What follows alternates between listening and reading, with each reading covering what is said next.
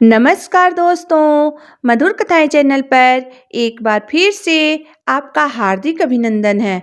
तो आज की मेरी कहानी का शीर्षक है ननद के मुंह पे तमाचा। तो चलिए शुरू करते हैं आज की अपनी ये कहानी। आज रमा जी की बेटी कृतिका अपनी माँ से मिलने मायके आई थी और वह कुछ दिन तक यहाँ रुकने वाली थी। एक दिन उसने बातों ही बातों में अपनी माँ से पूछा, माँ, आपके पास सोने का एक हार था ना? वह हार आप कहाँ रखी हैं? बड़ी भाभी के पास या छोटी भाभी के पास? अचानक बेटी का यह सवाल सुनकर रमा जी मुस्कुराई और बोली, बेटा, तू ऐसे क्यों पूछ रही है? वह हार मैंने तेरी बड़ी भाभी के पास रखी है। फिर कृतिका ने पूछा, पापा के गुजर जाने के बाद आप अपने कानों की झुमके भी नहीं पहनती हैं? तब रमा जी ने कहा, बेटा, तेरे पापा के गुजरने के बाद अब कुछ भी पहनने को या फिर सजने संवरने को मन नहीं करता है। मैंने अपने कंगन और अंगूठी भी उतार कर रख दी है और तुम्हारी बड़ी भाभी को संभाल कर रखने के लिए दे दिए हैं। माँ की बात सुनकर कृतिका बोली, बड़ी भाभी को ही क्यों? छोटी भाभी को क्यों नहीं? तब रमा जी बोली, बेटा, तेरी बड़ी भाभी काफ़ी समझदार है, घर को बहुत अच्छे से संभालना जानती हैं, इसलिए मैंने अपने गहने भी उसे ही संभाल कर रखने के लिए दे दिए हैं। तब कृतिका अपनी माँ को समझाते हुए बोली, माँ, आप बहुत भोली हैं। भला लाखों के गहने कोई ऐसे किसी को रखने के लिए दे देता है? रमा जी बेटी की बात सुनकर बोली, लेकिन बेटा, इसमें बुराई क्या है? रमा जी बेटी के बातों का मतलब समझ नहीं पाई। तब कृतिका ने उन्हें समझाते हुए कहा, माँ, आप नहीं जानती, आजकल की बहुएं बहुत चालाक हो गई हैं। अभी कुछ ही दिन पहले की बात है, जब हमारे पड़ोस में रहने वाली वर्मा आंटी की बहू ने उन्हें लाखों का चूना लगा दिया। तब रमा जी बोली, बेटा, मैं कुछ समझी नहीं, आखिर हुआ क्या था? सेम केस है माँ, आप ही की तरह उन्होंने भी अपने सारे गहने अपनी बहू को रखने के लिए दिए थे, परंतु एक दिन जब उन्होंने उससे अपने गहने मांगे तो उसने गहने देने से साफ इनकार कर दिया। वो कहने लगी, ये तो मेरे गहने हैं, मैं क्यों दूं? लाख समझाने के बावजूद भी उनकी बहू टस से मस नहीं हुई।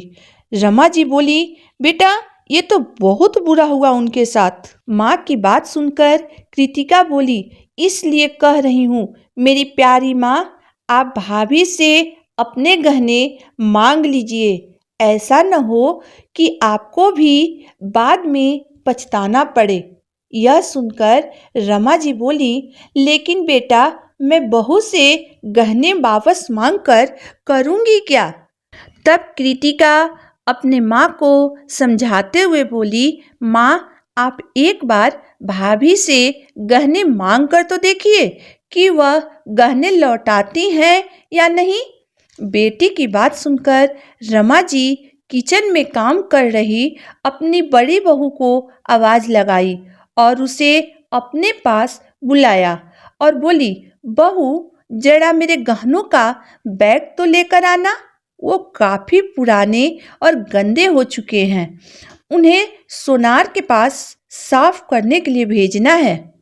यूं अचानक अपनी सास द्वारा गहनों का बैग मांगने पर उनकी बहू थोड़ी हैरान हुई, लेकिन बिना किसी सवाल के वह रसोई का काम छोड़कर अपने अलमारी में से गहने का बैग उठा लाई।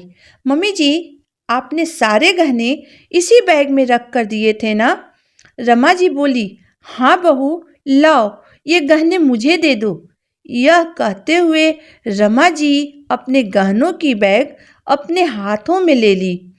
अपने भाभी द्वारा गहनों का बैग इतनी आसानी से वापस कर दिए जाने पर कृतिका बहुत हैरान हुई। वह सोच रही थी कि भाभी बिना किसी सवाल जवाब के सारे गहने वापस कर दिए। तभी बड़ी बहू ने मुस्कुराते हुए बोली, मम्मी जी जरा बैग खोल कर देख लीजिए सारे गहने हैं कि नहीं, कहीं कोई गहना मेरी अलमारी में तो नहीं रह गया। अपनी बहू की बात सुनकर रमा जी कृतिका के सामने ही गहने का बैग खोलकर अपना एक एक गहना देखने लगी। गहने देखने के बाद उन्होंने अपनी बहू से कहा, हाँ बहू इसमें सारे गहने हैं। फिर वो बोली, बहू तुम इसमें से अपनी पसंद का कोई एक गहना रख लो।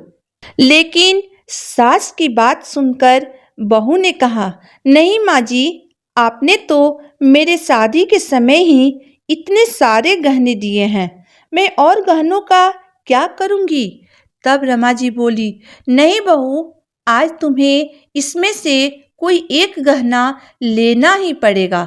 सास की बात सुनकर बड़ी बहू बोली, माँ जी मैंने आपका एक जेवर अपने पास रख लिया है।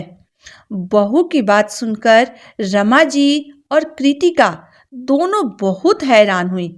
तब रमा जी सारे गहनों को देखते हुए बोली, बहू सारे गहने तो इस बैग में ही हैं, फिर तूने कौन सी गहने रख ली है।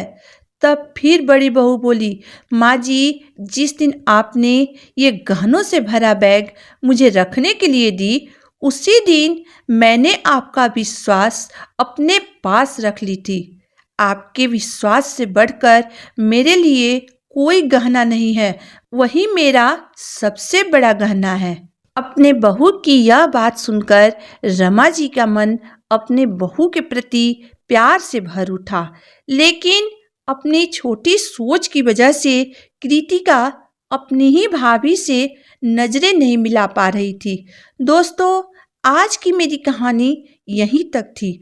दोस्तों आज के मैं अपने इस कहानी के जरिए हर लड़कियों से यही अनुरोध करूंगी कि अपने मायके जाने के बाद कभी भी अपनी माँ और भाभी के बीच दरार पैदा करने की कोशिश मत करिए, वरना आप अपने ही नज़रों में गिर जाइएगा। तो कैसी लगी मेरी आज की कहानी? अगर आपको मेरी आज की कहानी पसंद आई हो तो मेरे वीडियो को लाइक कर दीजिएगा, चैनल को सब्सक्राइब कर दीजिएगा। तो फिर मिलते हैं एक नई वीडियो, एक नई कहानी के साथ। तब तक के लिए धन्यवाद।